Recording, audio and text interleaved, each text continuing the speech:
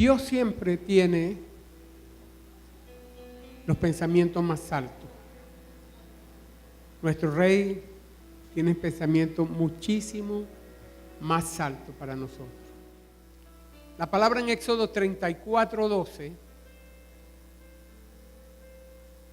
dice lo siguiente, y la leemos en el nombre del Padre, del Hijo y del Espíritu Santo. Ahora pues, Israel, ¿qué pide Jehová tu Dios de ti? Sino que temas a Jehová tu Dios, que andes en todos sus caminos, y que lo ames y sirvas a Jehová tu Dios con todo tu corazón y con toda tu alma. Que guarde los mandamientos de Jehová y sus estatutos que yo te prescribo hoy. ¿Para qué? Para que tengas prosperidad. Aquí hay una serie de requisitos que Dios nos da para que seamos prosperados. Y el primer requisito que Dios nos da es que temamos. Nosotros tenemos que temer. Y la palabra temor puede significar miedo o sencillamente reverencia y respeto. Aquí la lectura que vamos a tomar es reverencia y respeto. Dios no quiere que le tengamos miedo o terror porque Él nos pueda hacer algo o dañar, sino más bien que seamos temerosos de Él. Y el temor de Dios se puede calificar como reverencia y reconocimiento a la majestad, al poder y a la santidad de Dios.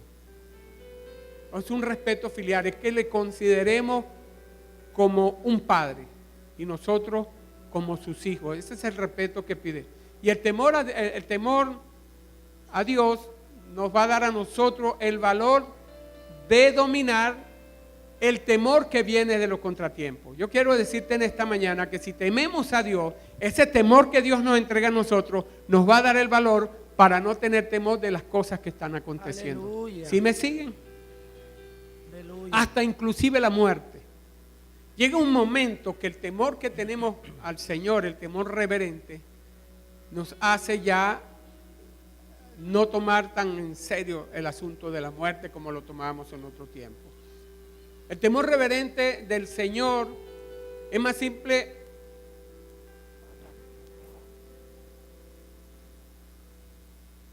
que el temor en sí mismo, sino más bien es la actitud mediante la cual nosotros reconocemos su poder y soberanía. Es simple. El temor es reconocer que yo tengo un Dios en los cielos poderoso y que tiene poder y autoridad sobre todo lo que existe. ¿Sí? Y como yo reconozco esto, entonces yo le rindo el debido respeto. Para mí, el Señor es lo máximo. ¿Sí? Esta palabra va a implicar sumisión en una debida relación con Dios. Este temor precisamente es el motivo controlador en nuestras vidas en asuntos espirituales y morales. Este temor a Dios nos va a controlar nuestra manera de desenvolvernos en nuestra cotidianidad. El temor a Dios nos va a servir de guarda, de defensa. El temor a Dios nos va a servir de exhortación, de ánimo. El temor a Dios nos va a servir de modo de vida. De tal manera que cuando yo voy a hacer alguna acción, ese temor de Dios me va a regir. Es una norma que va a regir en mi vida, en mis asuntos espirituales y en mis asuntos morales. ¿Cómo? A través de la palabra de Dios. No es un temor en que yo voy a temer en la retribución o en el castigo, sino más bien es un temor reverente por el cual yo voy a dejar que Dios me guíe en todas las cosas. Y usted me dice, pastor, pero usted me está hablando de la situación y me está diciendo cómo debo enfrentar esa situación. Y yo te digo, sí, yo te estoy diciendo que estos requisitos que Dios pide acá en su palabra nos va a servir a nosotros para que seamos prosperados. Fíjate que no te estoy hablando de trabajo, no te estoy hablando de dinero, como mucha gente cree que es la prosperidad. La gente cree que la prosperidad es dinero y tener una posición social a costa de su salud, de su cansancio, de su deterioro. Este es lo que conocemos nosotros como prosperidad. Gente que trabajan, tienen mucho dinero, pero terminan enfermándose en busca de eso. Yo te estoy hablando de una prosperidad totalmente diferente. La prosperidad que viene de Dios, no la que viene por mano de tu fuerza, por mano del hombre. Amén.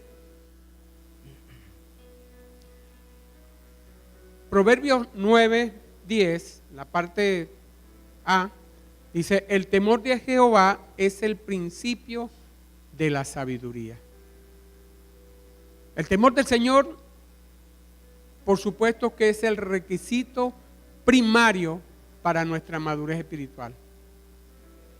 Si nosotros no tenemos temor a Dios, y estoy hablando de este temor, imposible que nosotros alcancemos la madurez espiritual y por ende el entendimiento de lo que Dios quiere en nosotros. ¿Okay? Eso en parte en el primer requisito, que temas. Tenemos que tener temor al Señor, un temor reverente. El segundo requisito que conseguimos acá es que andes en todos sus caminos. Y acá utiliza el verbo hebreo alak. Este verbo se traduce como caminar, andar, transmite la idea de movimiento de una parte a otra. Se usa como término para hablar de un comportamiento en sentido moral, como por ejemplo caminó Enoc con Dios.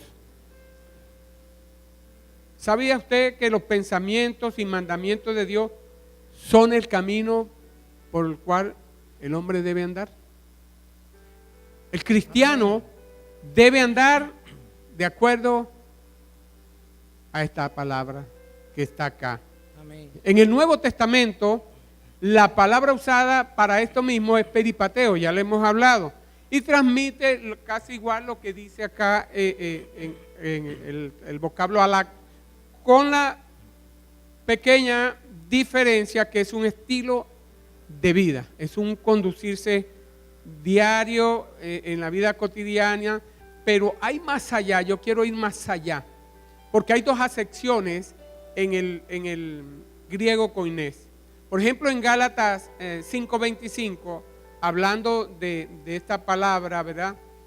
De andar, utiliza el verbo estoigeo. Este verbo tiene un significado interesante y muy diferente. Se deriva de la raíz que significa formarse en línea.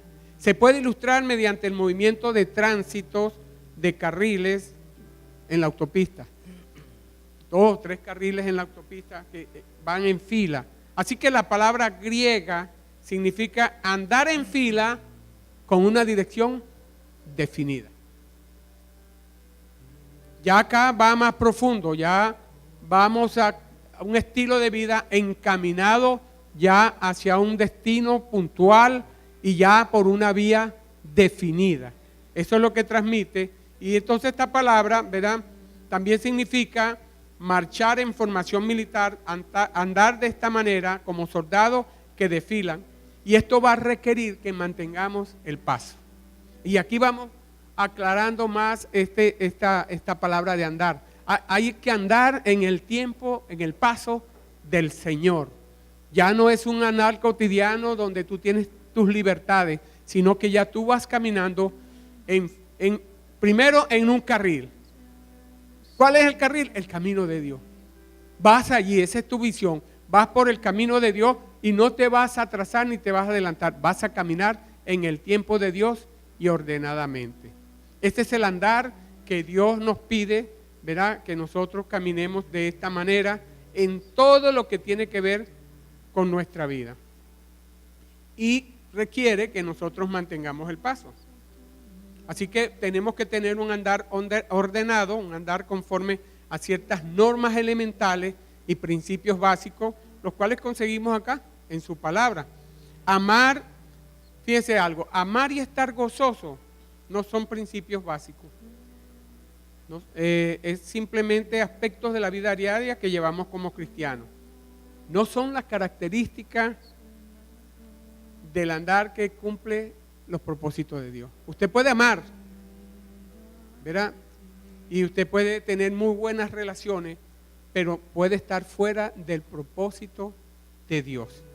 Así que este andar es lo que define el apóstol Pablo como andar en el Espíritu. Alguien que anda en el Espíritu es alguien que sigue los principios y normas básicas de la palabra de Dios. Así que no es solamente una relación personal, no es estar gozoso, no es amar, sino estar encarrilado en lo que Dios demanda de nuestra vida. Usted puede andar, caminar este peripateo o este estorgeo. Usted puede caminar y estar en el propósito de Dios cuando lo hace de esta manera. Pero usted puede estar gozoso y usted puede amar, pero no puede estar en el propósito de Dios. Entonces acá Dios es más puntual. El tercer requisito que conseguimos dice, y que los ame. ¿Ve? O sea que nosotros, no solamente Dios nos invita a caminar, a andar en todo su camino, sino que amemos el camino. Ese camino debemos amarlo. Que aprendas a amar los caminos de Dios, las enseñanzas. Recuerda que también hay un camino y se llama Jesús. Que amemos al Señor. Y amar al Señor es amar esos caminos. Entonces, si realmente queremos agradar a Dios y satisfacer lo que Él exige de nosotros, entonces vamos a necesitar conocer sus caminos, transitar por ellos y deleitarnos allí. Aleluya. Entonces acá, fíjense, ya van cambiando los pensamientos. No es solamente que yo soy cristiano, es que yo tengo que caminar, tengo que vivir una vida rendida a Dios. Y a la verdad, cuando comenzamos en este camino, no es causa de gozo al principio, pero una vez ejercitado, produce fruto apacible de justicia. A la verdad, muchos cuando comenzamos no nos es agradable, pero una vez que nosotros empezamos a transitar por eso, llega un momento en que nuestra alma empieza a deleitarse en los caminos de Dios. Y eso es lo que precisamente Dios quiere cuando dice que amemos esos caminos. ¿Verdad? Yo no quiero andar en un andar basado en la teología, en la organización, en conceptos naturales. Yo quiero andar en el Espíritu como si anduviese en una autopista.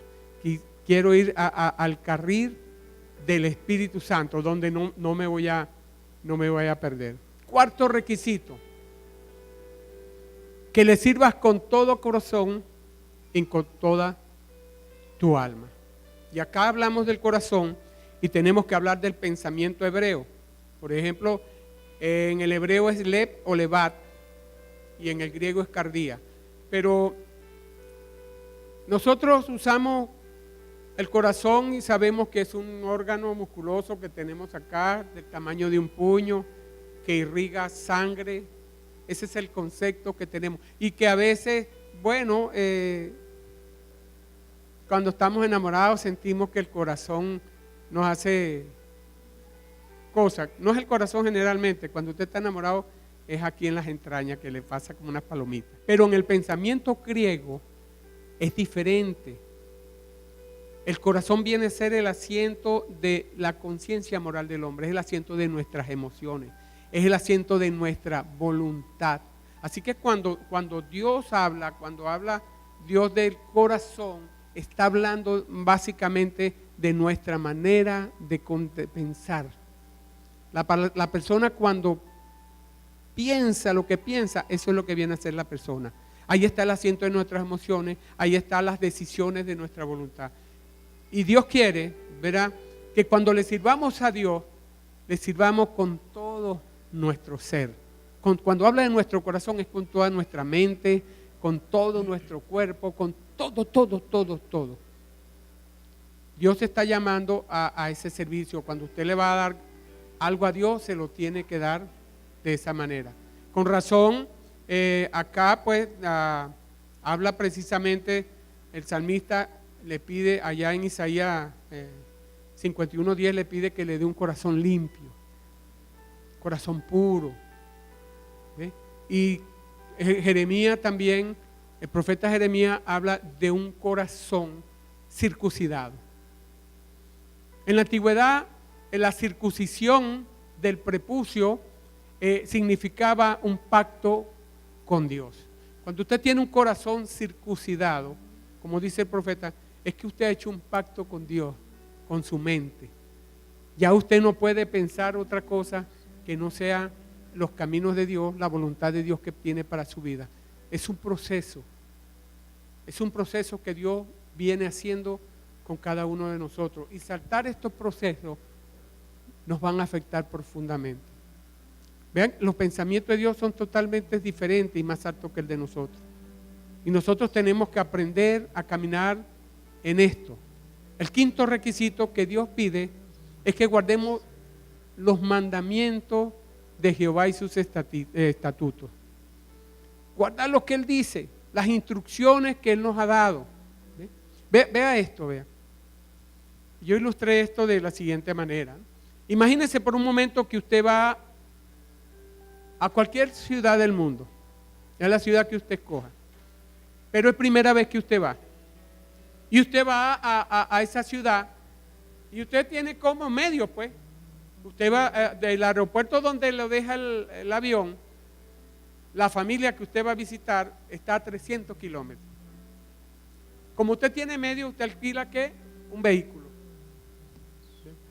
Y una vez que alquila el vehículo, ¿qué hace usted? Usted se lanza a la carretera. ¿Qué hace usted? ¿Qué necesita usted para llegar al lugar? Un mapa. Aquí está el mapa, hermano. Aquí está el mapa para que usted llegue al lugar donde ha sido invitado. Además de ver el mapa y estudiarlo, usted va a tener que estar pendiente en la carretera ¿de qué? A ver. No escucho bien. Si va a hablar, grite. ¿Ah? Tiene que estar pendiente de las señalizaciones. Es muy importante que usted vea las señalizaciones. Aquí también hay señalizaciones. La palabra de Dios nos da las señalizaciones para llegar. Imagínese usted, todos conocemos, que vamos a Puerto Cabello. Y vemos Puerto Cabello y para acá a la derecha dice Tucaca, ¿verdad?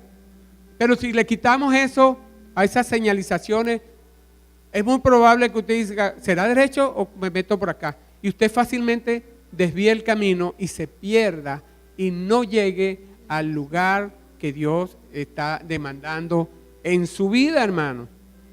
Entonces, y tercero, usted deberá respetar las normas de tránsito. ¿O no es así?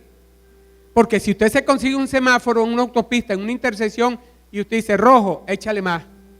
Y le da, a lo mejor no llega al destino. Puede que tenga contratiempos. Bueno, la palabra de Dios, precisamente, es nuestro mapa. Allí hay señalizaciones, pero también hay los semáforos. Tenemos que respetar. De nada me sirve a mí que yo tenga el mapa y sepa hacia dónde voy. De nada me sirve que yo sepa las señalizaciones y no observe las normas. Porque en algún momento voy a tener un accidente. Asimismo, Dios nos demanda a que guardemos los requisitos y los estatutos, porque ellos nos van a servir para guiarnos, para guardarnos y para hacer llegarnos a ese lugar que Dios nos está llamando, a esa tierra que emana leche y miel, a esa tierra de prosperidad. Ahora, ¿con qué finalidad? Pues Dios dice, nos pide estos requisitos, que tengamos temor, ¿verdad? Que andemos en su camino, que le amemos, ¿verdad? Que le sirvamos con todo nuestro corazón y que guardemos sus mandamientos. Bueno, para que tenga prosperidad. Dígale al que está a su lado, para que tenga prosperidad. Para que tengas prosperidad. Ahora, hablando de la prosperidad, como les dije anteriormente, para muchos ser próspero es tener real, dinero, material. ¿A costa de qué? Muchas veces a costa de la salud, la moral, la ética, y de la propia familia. Hay gente que tiene real porque es celoso. Lo hizo mal habido, pues para no poner el nombre tan feo. Hay gente que tiene mucho real y están enfermos. Fue a costa de la salud. Hay gente que tuvo mucho real que se lo ganó, pero no haciendo las cosas como debía ser. Hay gente que prefiere no planchar en las casas y prefiere que planchen más bien. Entonces eso no le da la gloria a Dios. Y esa es la prosperidad que nosotros entendemos como seres humanos. ¿Se acuerdan cuando les hablé que los caminos de Dios eran más altos? Los pensamientos del Señor eran más altos que los nuestros. A esto me refiero, ¿ves? Así que pensamos que alguien que tiene mucho dinero es una persona próspera, que tiene éxito en su negocio, es una persona próspera. Pero la palabra de Dios tiene otro concepto acerca de la prosperidad. La prosperidad no se limita a lo material solamente, sino el concepto es de mayor dimensión. Habla del hombre que se deleita en la ley de Dios, que en su ley medita de día y de noche. Dice que será como árbol plantado junto a corrientes de agua, que da su fruto en su tiempo y que la hoja no cae. Y todo lo que hace prosperará. O sea, la prosperidad de Dios es como un árbol que está a orilla de río. Todo el año está dando fruto. Todo el año sus hojas están verdes. Todo el año sus raíces están cimentadas. Amén. Amén. Ahora muy bien. ¿Cómo sucede esto? Bueno, una vez que nosotros permitimos que el Espíritu Santo comience a cambiar nuestra mente, empezamos a crecer en la voluntad de Dios. Y entonces Dios comienza a prosperarnos. Dice la palabra que lo primero que va a hacer es prosperar nuestra alma. Él va a sembrar semilla de prosperidad en nuestra mente, en nuestra voluntad, en nuestros sentimientos. Y cuando estas semillas crezcan, producirán una gran cosecha material. Mire esto. Vamos a tomar un ejemplo de la palabra. Vamos a tomar a José en primer lugar. José, ¿en qué condiciones estaba cuando sus hermanos, cuando fue a buscar a sus hermanos? ¿Qué hicieron sus hermanos con José? Lo metieron en una cisterna. Lo vendieron como esclavo. José era esclavo. Sin embargo, cuando llegó a la casa de Potifar, Dios lo prosperó. De tal manera que todo lo que había en la casa de Potifar era gracias a lo que Dios le había dado a José. Era bendecido, aún siendo esclavo. ¿Y qué sucedió? Lo meten en la cárcel.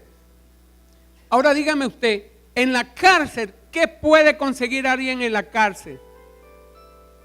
Nada. Sin embargo, a José en la cárcel Dios le dio dirección sabia, le dio estrategia y quedó encargado allí de cuidar los presos. Imagínese usted.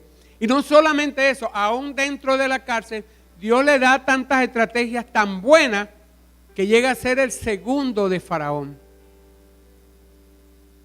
¿Qué hizo José? José lo que hizo fue ser temeroso de Dios. En cada una de las cosas que le sucedió, él honró a Dios. Y Dios puso gracia. Me imagino a José en ese carruaje, sentado recorriendo Egipto, y toda la gente que le veían se inclinaban a él. Dígame si eso no es prosperidad. Dios quiere prosperar. Hay otro ejemplo. El ejemplo está...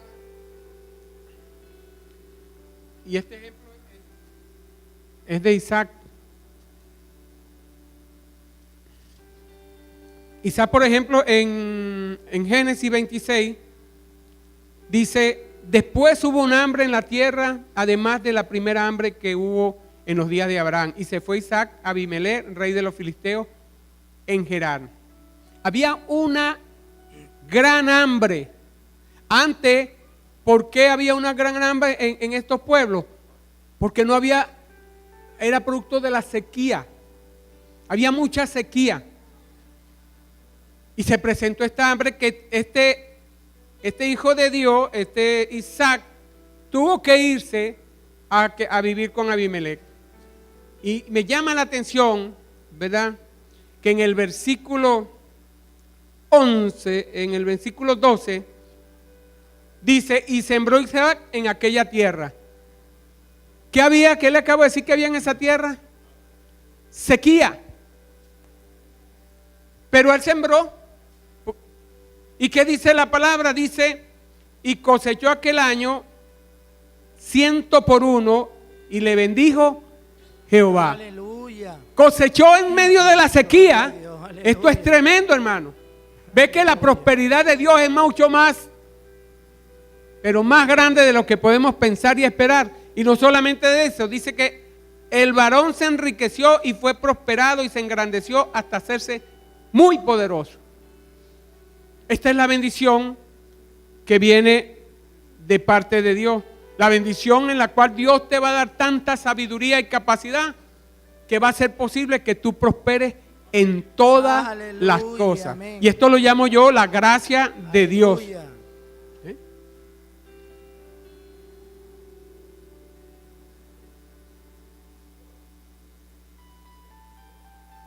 Aun cuando la situación de José y de Isaac llegó en un momento determinado a ser sombría y tal vez sus problemas se vieron imposibles de arreglar, Dios les reveló secretos espirituales tremendos. ¿Qué hacían estos hombres? Seguir los requisitos que Dios le había dado. Amén. Simplemente los requisitos. Y a veces estos requisitos que Dios nos demanda parecen locura, pero funcionan. Amén. Funciona de una manera sobrenatural.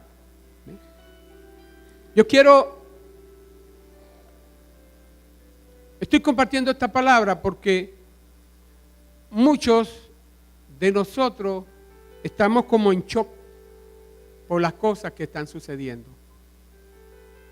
Pero si nosotros hacemos lo que el Señor nos dijo, si nosotros hacemos lo que le leí al comienzo en Éxodo 34:12, ¿verá?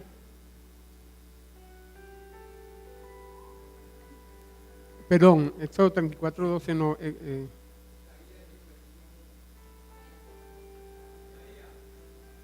No, eso es Deuteronomio, perdón.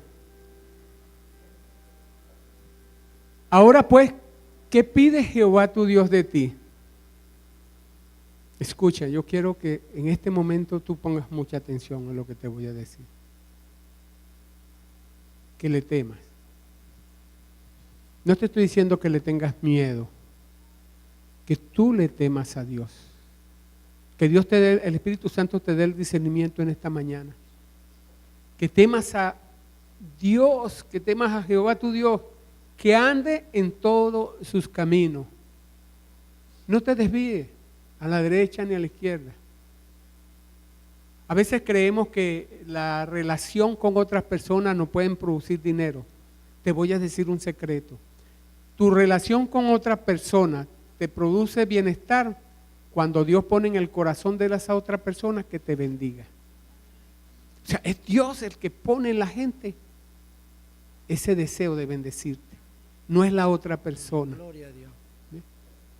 Que andes en todos sus caminos. Y andar es que tú vivas realmente como un cristiano. Que no te permitas hacer negociaciones que te saquen del propósito del cual Dios te quiere. Y esto lo hablo con las señalizaciones. No dejes que te cambien las señalizaciones, porque te puedes perder en el camino. ¿Verdad? Que lo ames y que le sirvas con todo tu corazón y con toda tu alma. Y cuando hablo de ese amor es que no hay nadie más que te pueda robar eso. Esto lo vas a necesitar porque cuando yo le decía al Señor, mira esta situación, y me dice, ellos tienen que entender que mis caminos son diferentes y que yo sí los voy a bendecir. Y algunos de ustedes han venido ya experimentando esto, la gracia mía, mi bendición. Y concluyo con esta lectura. Deuteronomio 11:8. Guardad pues todos los mandamientos que yo os prescribo hoy para que seáis fortalecidos. Primeramente, cuando nosotros obedecemos a Dios, seremos fortalecidos. Y entremos y poseamos la tierra a la cual pasáis para tomarla. Y para que os sean prolongados los días sobre la tierra. Fíjese la bendición. No solamente bendición material. Acá habla de pasar a recibir una tierra, pero también nuestros días, nuestra vida sea prolongada. La cual juró a Jehová a vuestros padres que había de darla a ellos y a su descendencia. Tierra que fluye leche y miel, tierra de bendición. La tierra a la cual entras para tomarla no es como la tierra de Egipto, de donde habéis salido.